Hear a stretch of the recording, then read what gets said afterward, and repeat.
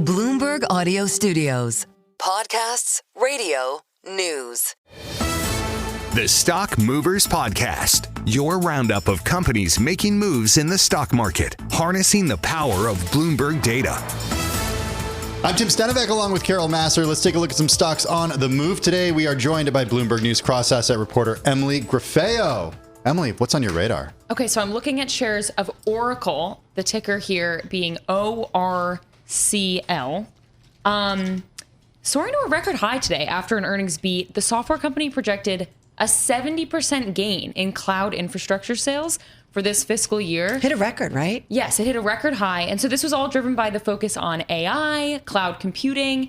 And then we saw a slew of upgrades. Barclays, Jefferies, Evercore all raised their price targets. Yeah, pretty upbeat for them. I mean, this one, the number one gainer in the S&P 500, but that AI trade, right, still happening. Mm-hmm. On the flip side, shares of Boeing moving lower in the S&P and the Dow. Yeah, that's right. So Boeing shares fell as much as 6% today, of course, after the tragic airline crash involving an Air India Boeing 787 Dreamliner.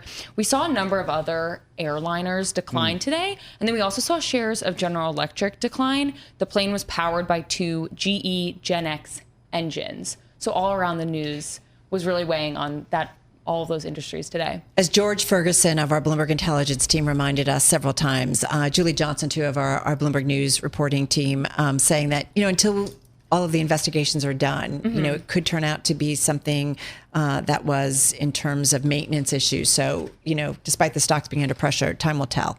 Let's end on a lighter note. Maybe talk a little bit about Pokemon trading cards.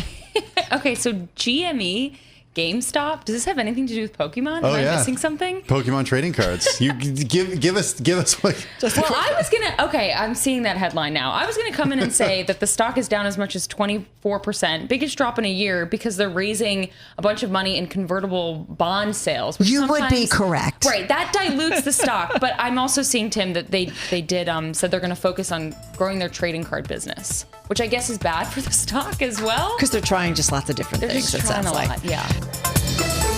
The Stock Movers Podcast from Bloomberg Radio. Check back with us throughout the day for the latest roundup of companies making news on Wall Street.